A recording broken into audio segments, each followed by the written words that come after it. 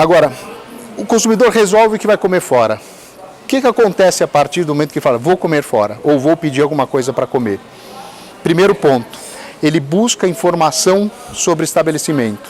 Segundo, ele procura avaliações e opiniões de consumidores. E aí, claramente, é o seguinte, público A procura informação, por exemplo, em sites especializados, em crítica e etc. Público B se informa de uma forma menos tecnificada, um pouco menos qualificada. Pesquisa sobre ofertas, descontos e etc. Nos dois primeiros tópicos, a gente está falando o seguinte, eu quero decidir melhor.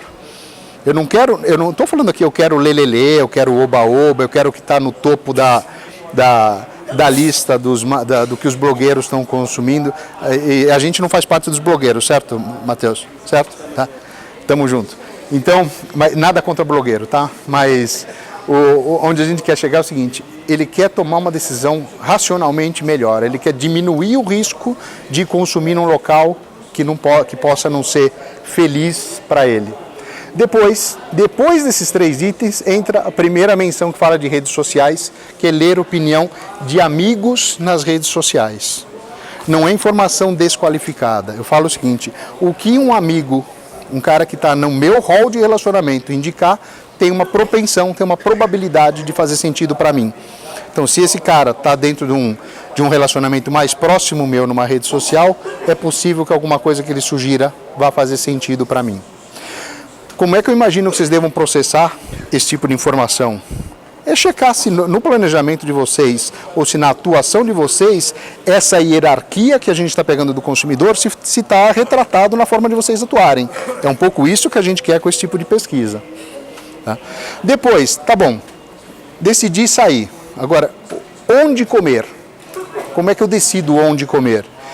Primeiro, e que até me chama a atenção, né, porque a gente está sempre naquela novidade, o que é diferente, o que acabou de abrir, etc. Mas no topo da lista está ali, 46% dos consumidores falam frequento sempre os mesmos lugares. Isso chama a atenção de vocês ou não? Né? Ou seja, ser fiel ainda é uma coisa que existe. Né? Ele não está querendo com isso dizer o seguinte, eu só consumo nos mesmos lugares, mas ele está dizendo, eu consumo nos lugares habituais, né? No topo da hierarquia. Depois, eu decido por onde for mais atraente e onde me capturar visualmente, ou que tiver aqui o apelo dele visual, ou a oferta da cozinha. Isso pode acontecer numa praça de alimentação, como pode acontecer numa rua. Então ele é capturado de uma forma assim, muito parecida até com como a gente compra no supermercado. Muitas vezes eu olho para a gôndola e decido na hora. Isso acontece com muita frequência na rua também, para decidir onde comer fora. Depois peço indicações para clientes e amigos e experimento lugares indicados nas redes sociais. A gente está falando aqui que o número 1 é claramente habitual, é uma decisão mais de hábito. O número 2 e o número 3 e o número 4 tem a ver um pouco mais com indicação ou com impulso ou com uma decisão de onde fazer alguma coisa diferente. Tá? Mas eu acho bem importante notar que às vezes a gente quer implodir, dizer o mundo caiu, a casa caiu, né, assim, adeus fidelidade, eu não consigo reter clientes, e não é bem essa a história. Quase metade do consumidor está dizendo, eu frequento, uma parte dos locais que eu frequento habitualmente. Depois a gente pergunta o seguinte, como é que você busca ou como você se informa em relação a novidades, lançamentos, inaugurações, atrações e etc. Número 1, Facebook, disparado. Número 2, Instagram, disparado. Ou Instagram, senão o meu produtor aqui de YouTube vai me matar. Né? É de cabeça para baixo esse quadro quando eu falo de classe ABC, de classe A, e quando eu falo de classe C. Então, o Facebook aparece aqui no topo, porque a maior parte da população brasileira é C. Se eu falar, eu sou um restaurante, eu sou um estabelecimento voltado mais à classe A, inverte dramaticamente esse quadro. Tá?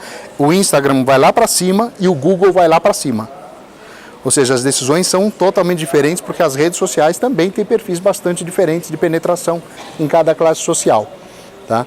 O WhatsApp, surpreendentemente, tem um papel aqui tem uma posição aqui de terceira principal fonte de como eu fico sabendo sobre novidades.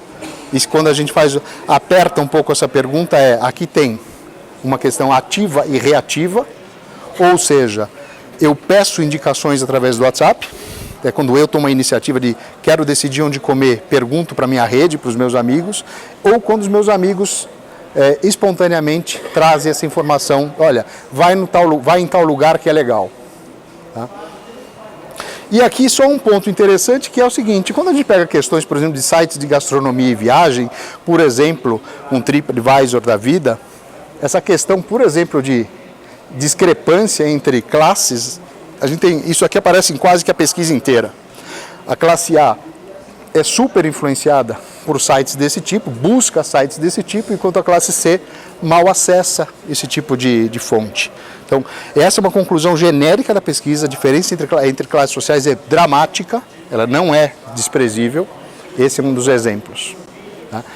E falando de smartphone, tá? Tem muita gente que detesta, tem muita gente que fala daquelas caixas que todo mundo na hora que vai comer joga o celular para dentro da caixa, eu acho aquilo muito legal de assistir em filme, né? Com todo o respeito, né? Do ponto de vista prático, eu acho que eu conheço talvez 3 que fazem isso e vivem bem, porque eu tenho um consumidor que quer viver desse jeito, que quer se relacionar dessa forma, acho bacana, mas em larga escala eu não vejo 1 milhão de estabelecimentos fazendo isso. O que o consumidor mais faz com o celular dele dentro de um restaurante, dentro de um estabelecimento? Aí eu estou falando restaurante, lanchonete, fast food, churrascaria, pizzaria, japonês, o que for. Primeiro ponto, ele quer se conectar com o Wi-Fi, ponto. Tá? Pelo amor de Deus, não vamos considerar esse fato, tá? Não temos todos que ter, mas vamos considerar que está na cabeça do consumidor, eu gostaria de ter Wi-Fi. A grande parte da população B2, C em diante, tem um plano de dados que não dura o mês inteiro, que não dura o consumo do mês inteiro, né? Então isso é fato importante. Agora, ele quer o Wi-Fi para fazer as outras coisas. E quais são essas outras coisas? Primeiro, ele quer bater papo pelo WhatsApp. Ah, é feio, a gente pega as fotos, até a própria foto que a gente usa na capa desse estudo, é um bando de gente comendo fora, todos com celular ou tablet na mão, né? Mas feliz ou infelizmente é isso que as pessoas fazem e querem fazer durante a refeição. Na sequência disso, pasmem, tirar uma foto só para recordar a experiência. O que o restaurante quer é o seguinte, já que você vai tomar meu tempo e meu Wi-Fi, pelo menos pega a minha foto e coloca na rede social e fala que você está aqui, para os seus amigos também virem.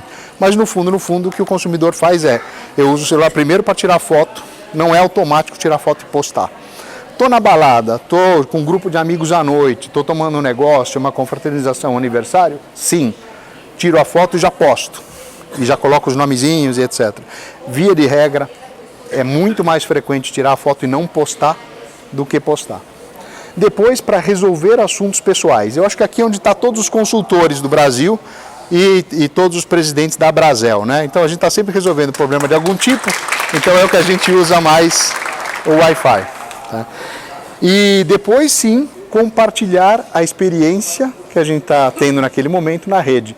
Mas hierarquicamente, bater papo através do WhatsApp. Tá? Tirar foto só para manter a história do que a gente viu e resolver assuntos pessoais está muito na frente nessa hierarquia. Tudo bem? Agora, delivery. Tá? É um assunto que interessa pouca gente, então a gente teve algumas surpresas sobre a pergunta delivery aqui. Então vamos começar. Primeiro 60% dos brasileiros disseram que ainda pedem por telefone de estabelecimentos que eles conhecem. Tá? Isso tem a ver com alguns estabelecimentos que a gente se relaciona com muita frequência, que eu não preciso entrar num aplicativo, num marketplace, para pedir pelo lugar que eu já sei que eu quero, que eu já me relaciono, que eu já peço uma vez por semana, uma vez a cada 15 dias. Eu não sei se vocês leram e ouviram o que eu falei, 60% dos brasileiros ainda pedem por telefone de estabelecimentos habituais. Tá? Na sequência, peço por aplicativos com vários estabelecimentos e aí é onde a gente endereça, onde a gente alcança os marketplaces de uma forma geral. Então, vamos dar um clique só nos aplicativos, tá? Para ver o que aparece. Tá? Número 1, peço por aplicativos que dão várias opções. O motivo número 1 de ir Ó, eu estou com o tempo esgotado, mas eu levo 5 minutos, vocês autorizam? Tá? Quem autoriza, levanta a mão. Ó, eu consegui 5 minutos aqui, pessoal. Tá? Então, item número 1. Tá? Item número 1. Peço por aplicativos que dão várias opções. Opção é o principal motivo que leva para os marketplaces. Segundo, peço dos estabelecimentos que conheço. Esse é o grande dilema. Internacionalmente, o marketplace está avançando mais do que aplicativos proprietários, tá? Mas eles não morreram. Tá? Tem razões de existir, tá? Não existe só o mundo do marketplace, ele é maior e acelera mais, mas não existe só ele.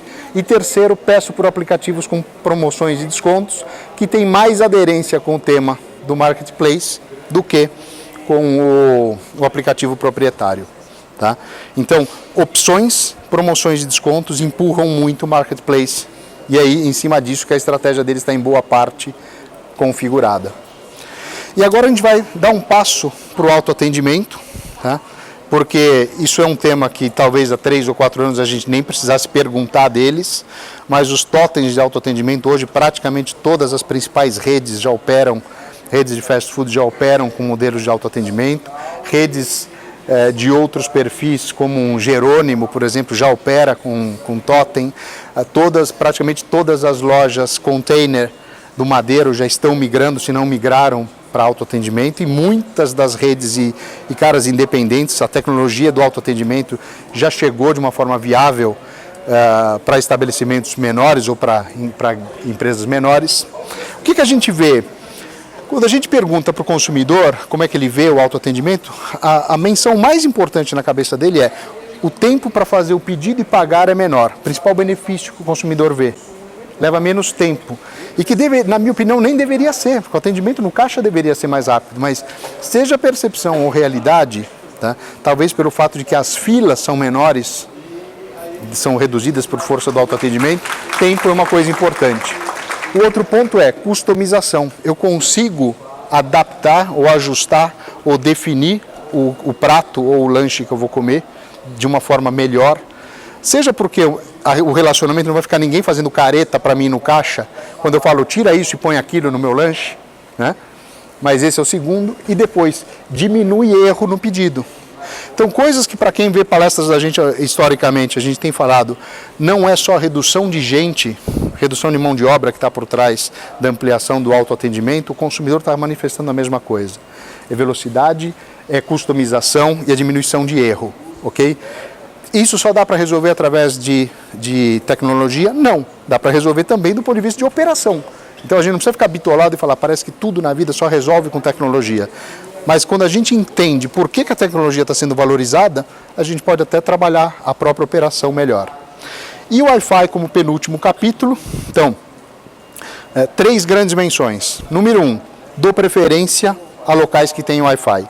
2, a maior parte dos locais que eu frequento tem Wi-Fi. Tá? Até por isso eu continuo procurando por lugares que têm Wi-Fi. E terceiro, procuro os lugares onde eu me conecto ao Wi-Fi gratuitamente. Então, ponto. Então, a gente pode falar, sei lá, no self-service que eu tenho que girar a mesa, não dá, né? Não dá para eu oferecer o Wi-Fi, mas de uma forma geral, o Wi-Fi é fator de decisão de onde eu vou comer.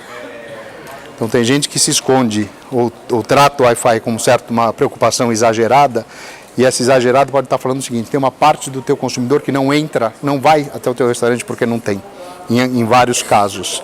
Da mesma forma que o poder de veto dos produtos mais saudáveis está crescendo a cada dia. Tem gente que deixa de ir a um restaurante porque não tem opção saudável para uma das pessoas de uma determinada turma. Tá? E sobre programas de fidelidade, a gente foi testar isso porque é uma coisa muito importante fora do Brasil, a gente foi testar como é que está essa temperatura hoje no Brasil, e o que a gente constatou é um pouco do que a gente imaginava. 40% do brasileiro falou, não faço parte de nenhum programa de fidelidade. Segunda resposta é, estou em algum programa de fidelidade daquele tipo cartelinha, sabe, que você vai botando carimbinho ou selinho até ganhar alguma coisa, tá? Que é bem moderno. Né? Mas funciona em muitos casos, tanto que é o segundo, né? Eu acho que é o tipo da coisa, né, que apesar de eu também ter vontade de rir, O que acontece é, muitas vezes, essa questão é aquilo que eu tinha acabado de comentar. Às vezes a tecnologia não está disponível para fazer a cartelinha. Vai na cartelinha, melhor do que não ter, né? E depois, participo de aplicativos exclusivos de alguns estabelecimentos. Ou seja, tem um caminho bem grande ainda em relação a programas de fidelidade no Brasil, tá? E sobre hábitos em relação a isso o consumidor fala, olha, quando eu participo, eu me sinto estimulado a consumir mais quando tem algum programa de fidelidade. Eu utilizo as recompensas, inclusive, para consumir outras coisas que não só a comida do restaurante. E as recompensas valem a pena. Tá? Então, não é, assim, a imagem nem é ruim, predominantemente. Tá? E o último ponto, a pergunta é, por que o consumidor diz não utilizar mais tecnologia ou mais tecnologias ao comer fora? Então, primeiro, dificuldade do Wi-Fi, né? E aí ele fala, bom, então é menos técnico porque é o maldito do Wi-Fi. Não sei quem inventou o Wi-Fi, mas eu uso, inclusive. Mas dificuldade no Wi-Fi é o que impede de usar mais tecnologia. Tem gente que fala o seguinte, olha, tecnologia é legal, mas quando eu saio para comer, eu quero ter uma experiência mais tradicional. O meu foco está na alimentação, está no convívio, está na confraternização e etc. O terceiro ponto ocorre muitas falhas. Então, a tecnologia ela é legal quando funciona. Tá? Então, qualquer tecnologia ou uma tecnologia que trava, que não conecta, que não conclui, etc., não é alguma coisa desejável e me sugere não adotar, não colocar tanto peso na tecnologia. E muita gente fala o seguinte, não tenho tempo, não confio o suficiente na tecnologia. Então, tem algumas travas para a tecnologia, mas o que a gente vê a tecnologia chegando cada vez mais de uma forma importante dentro da operação. E quando a gente vê o mundo do food service, especialmente americano, que é um mundo muito mais baseado em redes organizadas, o que acaba acontecendo é que a tecnologia ela chega primeiro ou mais forte na rede e depois permeia o mercado. Então o que a gente enxerga vamos ter que conviver crescentemente com a tecnologia. Tem um dado que a gente leu nos Estados Unidos no mês passado, que é uma pesquisa que saiu lá que mostrava que 57% dos donos de estabelecimentos de alimentação estão cogitando a hipótese de sair do negócio por não saber, não se sentir aptos a lidar com tecnologia. Tá? 57%. Tá? Então, o tema aqui é o seguinte, a gente não vai ter que lidar com todas as tecnologias. Então, qual é a tecnologia relevante para cada um de nós? Talvez seja a pergunta mais importante, entendendo qual é o negócio da gente e especialmente qual é o público da gente. Tá? Basicamente, é disso que a gente queria falar.